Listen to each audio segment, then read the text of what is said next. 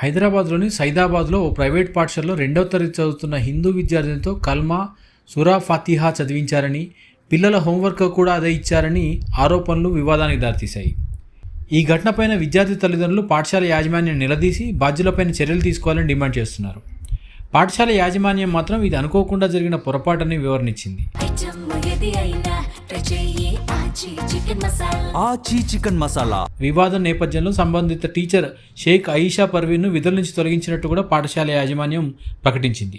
దీనిపై రాష్ట్ర వ్యాప్తంగా వివాదం తలెత్తింది. బీజేపీ రాష్ట్ర అధ్యక్షుడు రామచంద్రరావు కూడా ప్రభుత్వం వెంటనే దీనిపైన స్పందించాలని, సంబంధిత పాఠశాలపైన చర్యలు తీసుకోవాలని, విద్యాశాఖ అధికారులు దీనికి సమాధానం చెప్పాలని కూడా డిమాండ్ చేశారు. ఇదిలా ఉండగా పోలీసులు కేసు నమోదు చేసి ఘటనపైన దర్యాప్తు చేస్తున్నారు. జరిగిన ఘటనలో ఏవైనా నిబంధనలు లేదా చట్టాలు ఉల్లంఘించబడ్డాయనే అంశంలో పోలీసులు ప్రతి అంశాన్ని కూడా క్షుణ్ణంగా విచారణ కొనసాగిస్తున్నారు. నా పేరు సుప్రియా గౌడ్. మా నెఫ్యూ అంటే మా అక్క వాళ్ళ బాబు స్కూల్ నుంచి నేను పికప్ చేసుకోవడానికి వెళ్ళినుండే అనమాట. స్కూల్కి వచ్చిండో, ఇంట్లో కూర్చుండో, డైరీ చూపించిండో హోంవర్క్ చేయాలని చెప్పేసి. డైరీ చూపిస్తే ఇక్కడ ఏదో రాస్తుందని చూపిస్తే చూస్తే రీడ్ 1,2 కల్మా, ఇంకా రీడ్ ఫతే అని చెప్పేసి కొన్ని ఉన్నాయన్నమాట డైరీలో. నాకు అర్థమైతలే అసలు ఒక అబ్బాయికి 6 years బాబు, 2nd class బాబుకి ఈ ప్రాక్టీసెస్ అంది ఎందుకు చేపిస్తున్నారు మీరు? స్కూల్ అంటే క్వాలిటీ ఆఫ్ ఎడ్యుకేషన్ ఇవ్వాలి. రిలీజియస్ ఆస్పెక్ట్స్లో అసలు స్కూల్కి ఏ టైప్ ఆఫ్ ఇది కనెక్షన్ లేదు. If you are giving education just give that. మీరు ఇండైరెక్ట్గా ఇట్లా ప్రాక్టీసెస్ చేసి మేము కావాలని రాయలేదు, మేము బై మిస్టేక్ రాసినామంటే ఎంతవరకు తీసుకుంటాం? ఆల్రెడీ ఫస్ట్ ఒకసారి రాసిర్రు, రీడ్ 1,2 కల్మా అని రాసిర్రు, అది స్ట్రైక్ ఆఫ్ చేసిర్రు. ఓకే పర్లేదు, నేను చూడలేదు, నేను అది వదిలేసిన. ఇప్పుడు ఈ రోజు కూడా రాసి ఫతే చదివియండి, అదేదో సబ్జెక్ట్, ఆ పేరు నాకు కూడా తెలియదు, ఆ సబ్జెక్ట్ పేరు వేసి రాసి ఫతే చదవండి అని చెప్పి రాస్తున్నారు. అసలు వాడి ఏజ్ ఏంది, వాడి రిలీజన్ ఏంది అంటే అదొక టైప్ ఆఫ్ బ్రెయిన్ వాష్ లాగానే ఫీల్ అయినా. నేను అడిగితే ఆ స్కూల్ ప్రిన్సిపల్ ఏమని చెప్తుంది, ఇది ఒక రిలీజియస్ ప్రాక్టీస్, ఇది అందరు స్టూడెంట్స్కి మ్యాండేటరీ అని చెప్తున్నారు. అట్లా mandatory? You are literally forcing things to right. అసలు యాక్చువల్లీ ఇక్కడ చూడండి, ఇక్కడ రాసింది రీడ్ ఇగో డేట్, ఈ రోజుదే ఇక్కడ రాసింది.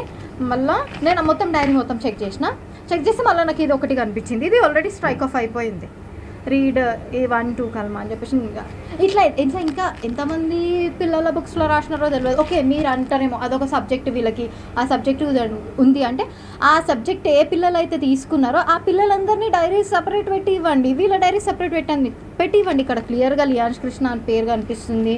ఎట్లా రాస్తారు? మళ్ళీ ఫస్ట్ అడిగితేనేమో religious practice and it is necessary for all the students అన్నది. సెకండ్ టైం అది ఎవరైతే రాసిర్రో ఆమెనే వచ్చి నేను బై మిస్టేక్ రాసిన అంటారు. అంటే మీరు గడికి పేరు ఇట్లా చేంజ్ చేయడం అసలు కరెక్ట్? అది వాంటెడ్గానే రాసినట్టు నేను పర్సనల్గా ఫీల్ అవుతున్నాను. ఇది ఇంకా ఈ ఒక్క డిపార్ట్మెంట్లోనే అవుతుందా? ఇంకా సక్సెస్ స్కూల్ సైదాబాద్ ఇంకా వేరే బ్రాంచెస్ కూడా ఉన్నాయి, కాలేజెస్ కూడా ఉన్నాయి. ఇంకా వీళ్ళకి అసోసియేట్ అయ్యి ఎంతమందితో అట్లా ఎన్ని రాస్తున్నారో మనకు అసలు ఐడియానే లేదు. ఈ రోజు నేను డైరీ చూసినా కాబట్టి రియాక్ట్ అన్నాను. నేను ఒకవేళ డైరీ చేయకపోతే నేను అసలు రియాక్ట్ కూడా కాకపోతుండే.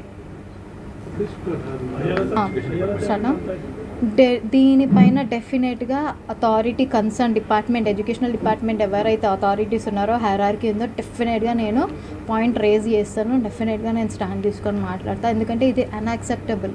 కొంతమంది పేరెంట్స్ ఏమనుకుంటారు, అది కూడా ఒక సబ్జెక్ట్, అది కూడా చదివించాలేమని అది కూడా చదివించడం స్టార్ట్ చేస్తారు. When it is not part of their life, then ఎందుకు? ఇది ఒక టైప్ ఆఫ్ బ్రెయిన్ వాష్, ఇది ఒక టైప్ ఆఫ్ ఫోర్స్ చేస్తున్నట్టు. ఇది ఇండైరెక్ట్ యాక్ట్, ఇది ఇండైరెక్ట్గా ఇంపాక్ట్ అవుతుంది ఎవరికైనా.